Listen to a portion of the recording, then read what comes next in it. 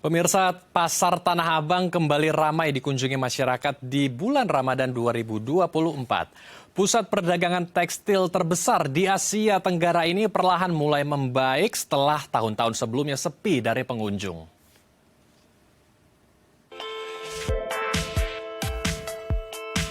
Memasuki bulan suci Ramadan, Pasar Tanah Abang, Jakarta Pusat kembali ramai. Warga berburu busana muslim dan perlengkapan sholat. Diketahui pada Ramadan sebelumnya, pengunjung Pasar Tanah Abang rata-rata bisa mencapai 80 hingga 100 ribu orang per hari. Ramadan memang menjadi momentum terbaik untuk penjualan secara signifikan di Tanah Abang.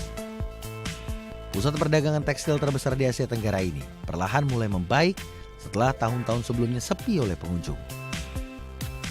Merespons sepinya pedagang di tahun lalu, pemerintah telah mengeluarkan Peraturan Menteri Perdagangan Nomor 36 Tahun 2023 tentang kebijakan dan pengaturan impor untuk pengetatan barang impor. Ya, untuk membahasnya lebih lanjut, kita telah terhubung langsung dengan Direktur Ekonomi Digital Center of Economic and Law Studies, Nailul Huda. Kita langsung sapa. Selamat siang, Mas Huda. Assalamualaikum. Apa kabar di sana, Mas? Waalaikumsalam warahmatullahi wabarakatuh. Selamat siang, Mas. Selamat siang semuanya. Alhamdulillah kabar saya baik. Baik, kita langsung saja membahas Tanah Abang yang kembali ramai lagi nih, Mas Huda. Kalau dari kacamata Mas Huda sendiri, ini apakah memang Tanah Abang sudah mulai kembali menggeliat, sudah kembali berjaya lagi seperti di tahun-tahun sebelumnya, atau ini hanya siklus yang biasa terjadi setiap tahun ketika mau memasuki bulan Ramadan dan Idul Fitri, ramainya bukan main, tetapi setelah itu sepi lagi, Mas Huda? Ya, iya, Mas. Jadi tahun kemarin pun ketika memang banyak ya isunya ada di online commerce dan sebagainya, Tanah Abang ketika Ramadan menjelang Lebaran dan menjelang Lebaran ya, itu memang selalu ramai gitu kan. Dan bahkan ini siklus sudah dimulai dari tahun kapan gitu kan. Nah, tapi kan tantangannya adalah ketika pasca Ramadan Lebaran ini apakah Tanah Abang akan sepi kembali gitu kan. Karena kalau kita lihat di sisi dan konsumsi masyarakat untuk barang-barang yang sifatnya tekstil dan sebagainya atau barang tekstil itu dia memang akan meningkat permintaannya ketika Ramadan menjelang Lebaran gitu. Nah, ini yang menurut saya juga bisa dibilang ya berkah juga bagi para pedagang, bukan hanya pedagang di Tanah Abang juga kan, tapi ada beberapa pedagang lain yang di kota-kota lainnya, di pasar-pasar lainnya memang dia cukup ramai gitu kan, dan bahkan ada yang bilang ramai banget gitu kan ketika menjelang Lebaran gitu. Nah, ini yang saya lihat siklus tahunan untuk permintaan produk tekstil ini yang mendorong tingginya ataupun ya ramainya pasar Tanah Abang. Berarti ini siklus tahunan ya ketika momen puasa dan Idul Fitri ramai, tapi setelah itu akan sepi kembali. Ini apakah juga karena ada alasan lain seperti daya beli kita yang menurun dan produk impor yang juga masih kendala menjadi permasalahan bagi para pedagang kita? Ya, kalau kita lihat sebenarnya pun di Ramadan ya, Ramadan Lebaran ini daya beli ini bukan menurunkan konsumsi gitu kan. Tapi memang memperlambat iya, Mas, memperlambat iya. Kita melihat inflasi yang cukup tinggi, kemudian dengan harga sembako, terutama beras yang masih relatif tinggi ya, itu memang akan memperlambat untuk pertumbuhan konsumsi, tapi tidak menurunkan loh. Jadi istilahnya kita tetap akan melihat kenaikan permintaan untuk produk-produk tekstil, Hmm. terutama tekstil ya.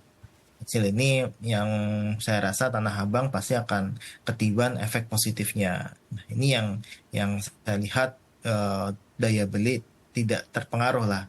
Kita masyarakat kita meskipun ya harga tinggi, harga beras tinggi dan sebagainya, tapi tidak menyurutkan untuk memakai pakaian baru ketika Lebaran gitu kan. Terus kemudian memberikan pakaian baru kepada keluarga dan sebagainya itu tidak menyurutkan keinginan masyarakat untuk bertindak seperti itu. Nah, artinya apa? Artinya ini tetap akan ada kenaikan permintaan menjelang Lebaran gitu. Nah, tapi PR-nya adalah kita juga melihat ke depannya setelah setelah momen Lebaran apakah memang akan tetap ramai atau tidak gitu kan. Saya rasa sih akan relatif cenderung menurun gitu kan. Dan kita melihat ya harusnya ada satu momen di mana ketika menjelang Ramadan Lebaran ini menjadikan ya pengelola Tanah Abang itu bisa kreatif gitu kan. Salah satunya kan kemarin kan ada pasar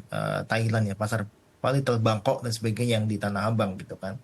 Tapi lagi-lagi sayangnya itu adalah produk-produk dari impor gitu. Nah, makanya yang kita harapkan adalah sebenarnya momen Ramadan, momen Lebaran itu bisa dimanfaatkan oleh produsen-produsen dalam negeri untuk bisa menjual barang dagangannya, terutama tekstil ini menjadi lebih tinggi penjualan dibandingkan dengan bulan-bulan yang lalu gitu. Tapi kalau untuk habis Lebaran, saya rasa tetap akan relatif menurun Mas untuk permintaannya. Faktornya banyak ya, tapi ya. Baik, jadi kemungkinan setelah Idul Fitri daya beli di Pasar Tanah Abang akan menurun ya.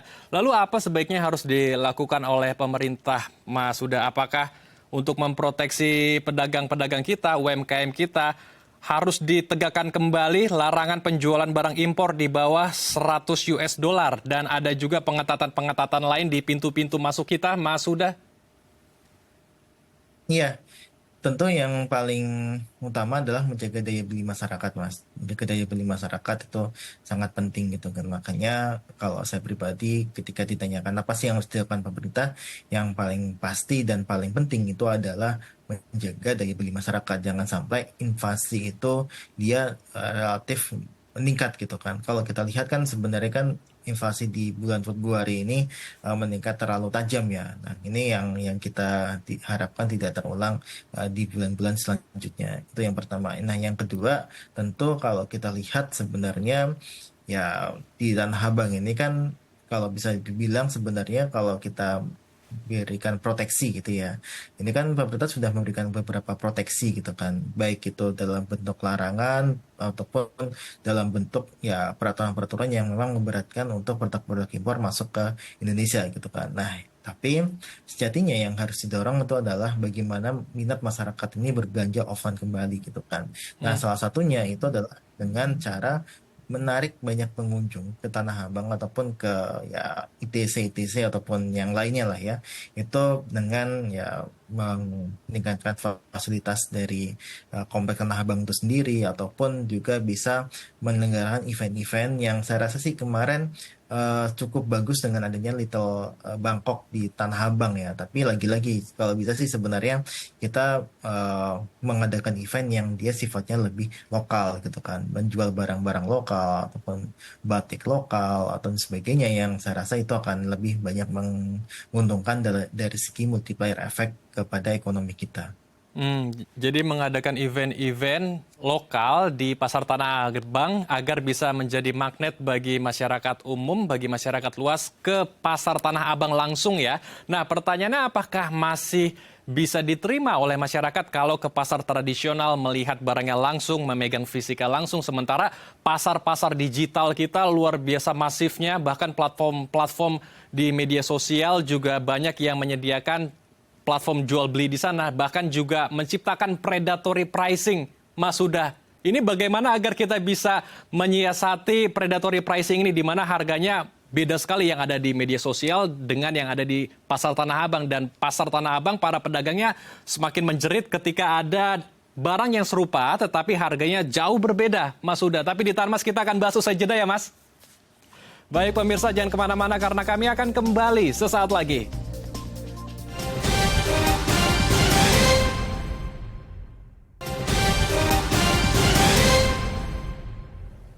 Terima kasih pemirsa, Anda masih bersama kami di Halo Indonesia. Kita masih melanjutkan diskusi hangat kita bersama dengan Mas Nailul Huda selaku Direktur Ekonomi Digital Center of Economic and Law Studies. Mas, sudah sebelum ke pertanyaan saya di segmen sebelumnya, saya ingin mendalami lagi apa yang Mas sudah bahas di segmen sebelumnya. Jadi dari Tanah Abang sendiri sebaiknya harus membuat event-event, acara-acara lokal agar bisa menjadi magnet ya, menjadi daya tarik bagi masyarakat umum sehingga mereka datang ke pasar, berkunjung, membeli barangnya tersebut, bisa melihat secara fisik dan lain sebagainya. Pertanyaannya, Mas sudah event seperti apa yang kira-kira relevan agar bisa diterima oleh masyarakat kita saat ini, Mas Huda?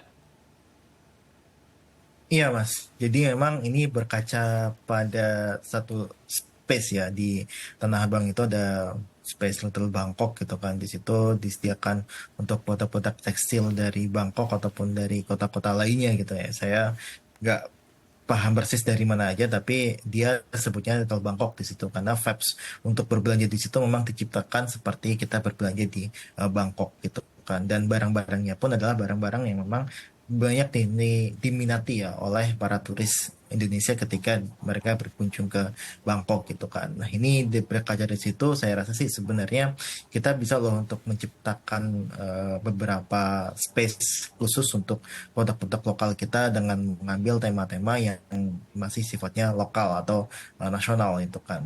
Misalkan contohnya untuk membawa vibes belanja di Malioboro misalkan ke Tanah Abang ataupun Solo ke Tanah Abang dan sebagainya yang saya rasa itu bisa dilakukan sehingga bisa menarik minat masyarakat gitu kan. Karena kalau sekarang ini Mas pusat perbelanjaan itu juga harus menawarkan satu entertain bagi Hmm. pengunjungnya, bukan cuma mereka trade aja di situ artinya membeli barang di situ tapi juga ditawarkan sebuah entertain gitu kan. Nah, entertain ini bisa dilakukan dengan cara memotif ataupun memberikan vibes belanja yang dia menyerupai daerah lainnya. Jadi ini yang saya rasa sih sebenarnya bisa dilakukan oleh pemerintah ataupun pengelola Blok M setelah Ramadan gitu kan, setelah Lebaran gitu. Karena ini jujur kemarin ketika Little Bangkok itu ada itu cukup ramai dan banyak akhirnya konsumen yang berada dari luar kota itu berkunjung ke Little Bangkok.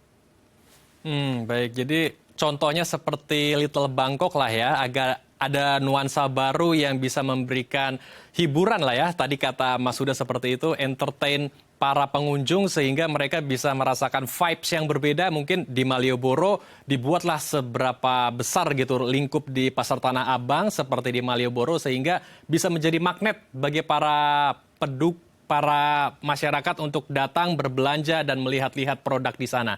Oke, tetapi selain event, mengadakan event, ada juga persoalan lain yang sering sekali dikeluhkan oleh para pedagang di Pasar Tanah Abang karena saya juga sering berkunjung ke sana, adanya predatory pricing di platform-platform media sosial ataupun digital. Mungkin ada harga yang jauh sangat berbeda, tetapi barangnya serupa. Misalnya sepatu ya, di online itu harganya di range 24.000 start from-nya. Nah, sementara di Tanah Abangnya sendiri itu start from-nya 150.000 dan ada juga busana-busana muslim di online ada yang start from 50.000, 40.000 bahkan. Tetapi kalau di Pasar Tanah Abang ini bisa di angka 150 ribuan. Ini gap-nya jauh sekali Mas Huda. Ini bagaimana untuk menyiasati atau menyelesaikan persoalan seperti ini? Apakah Pasar Tanah Abang juga harus go digital, tetapi ketika saya bertanya di para pedagang tersebut, mereka tidak bisa menyamakan harga yang ada di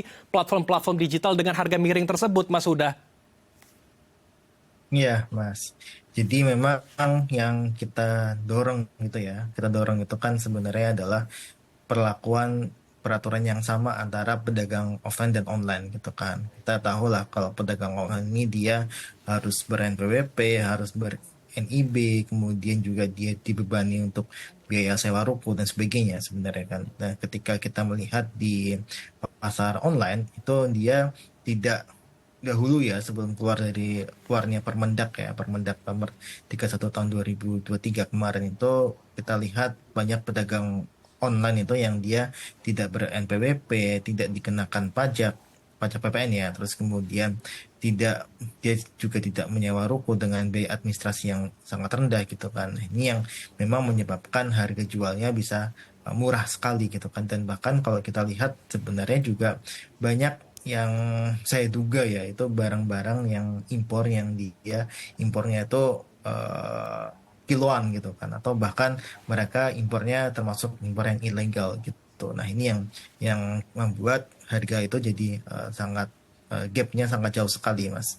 Nah, Hmm. makanya kita dorong sebenarnya ini pemerintah ini punya regulasi yang sama antara pedagang offline dan online. Yang online itu juga harus dia dimungut pajak, kemudian juga mereka harus bayar BWP, mereka juga harus bayar NIB, sehingga ada biaya yang timbul di situ gitu kan. Nah, ini yang kita harapkan, biaya ini yang bisa membuat harga itu atau gap ya, gap harga itu semakin kecil gitu kan. Tapi kalau untuk mereka harganya sama, itu saya rasa sulit dilakukan gitu kan. Karena jujur kalau kita bandingkan sewa ruko dengan kita berlapak di media sosial ataupun social commerce ya, itu sangat jauh sekali bedanya, Mas. Nah, yang kedua itu tentang tadi ya mengenai mungkin apakah ada predatory pricing dan sebagainya. Makanya kita eh, harus melihat di sini ada nggak nih barang-barang impor yang ilegal gitu kan. Makanya kita ketika ada thrifting gitu ya, thrifting barang second dan sebagainya, kita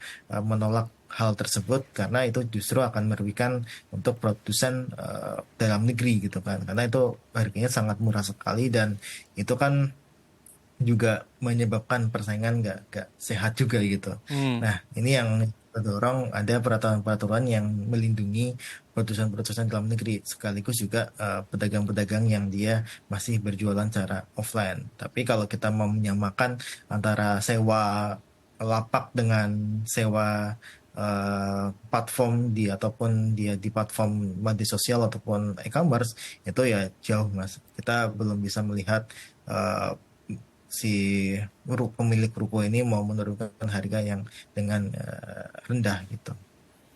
Baik, jadi agak kompleks ya permasalahannya kalau para pedagang di Tanah Abang, mereka juga sering mengungkapkan ketika ingin menyamakan harganya dengan yang ada di media sosial, mereka akan rugi besar karena mereka ada bayar listrik, kemudian bayar ruko, dan lain-lain. Untuk itu Oh. mereka sulit untuk menyamakan harga-harga miring yang ada di media sosial atau platform digital. Pertanyaan saya selanjutnya tadi sempat singgung oleh Mas Huda tentang perizinan. Artinya apakah harus ada pengetatan kembali, Mas Huda, screening seperti surat izinnya produk tersebut, misalnya SIUP, BPOM, atau kalau barang impor mencantumkan izin barang impor resmi agar ada equal playing field di sana? Ya, tentu bukan hanya izin ya, Mas ya yang kita harapkan harus setara gitu ya, tapi mengenai pemberian informasi juga harus setara gitu kan. Misalkan kalau ini produsen lokal ini dia harus berizin BPOM untuk makanan, kemudian SNI untuk mainan dan sebagainya. Itu ya untuk produk-produk impor juga harus menerapkan hal yang serupa gitu kan. Artinya mereka juga harus berizin resmi dari pemerintah Indonesia gitu kan. Jangan mereka menggunakan izin ataupun lisensi dari pemerintah sana gitu kan. Ini yang banyak saya temukan bahwa mereka terutama untuk makanan ya, mereka sudah mendapatkan untuk sertifikasi BPOM, tapi BPOM-nya BPOM dari Tiongkok gitu kan. Itu kan yang salah kan, padahal yang harus diurus adalah izin untuk BPOM Indonesia gitu. Nah, ini yang kita tekankan, harus ada level playing field yang sama antara yang penjual produsen ya, produsen lokal dengan penjual barang impor gitu. Nah, mereka juga harus mencantumkan juga gitu kan bahwa apakah barang ini barang impor yang legal atau ilegal, dan dengan menyertakan dia importernya siapa dan sebagainya. Karena kan kalau kita lihat di beberapa minimarket lah ya, saya bilang minimarket ataupun supermarket, itu ketika ada barang impor, mereka dicantumkan izinnya importernya by siapa, bahkan ada beberapa yang dia mencantumkan izin impornya itu nomornya berapa gitu. Jadi ini yang harus disamakan antara pedagang offline dan pedagang online. Nah, pedagang online ini yang kadang saya rasa tidak menyertakan informasi yang secara sempurna gitu kan. Artinya ada beberapa informasi yang memang tidak disampaikan dalam lapak mereka. Baik, jadi PR pemerintah juga di situ ya, mengetatkan kembali regulasi-regulasi yang ada agar jangan sampai pedagang-pedagang kita di offline, terutama di Pasar Tanah Abang, tergerus dengan produk-produk murah dengan harga miring, ilegal, tetapi mereka ramai diserbu oleh masyarakat. Jangan sampai Tanah Abang setelah bulan puasa, bahkan Idul Fitri sepi kembali. Ini harus diperhatikan lagi nih, regulasi-regulasi agar Pasar Tanah Abang kita tetap terus berjaya. Terima kasih Mas Huda telah bergabung bersama kami di Halo Indonesia. Salam sehat. Assalamualaikum Mas Huda. Malam warahmatullahi wabarakatuh. Pemirsa, ada sebuah tempat di mana pemeriksaan kesehatan dibayar dengan sampah. Kira-kira seperti apa? Informasinya usai jeda, tetap di Halo Indonesia.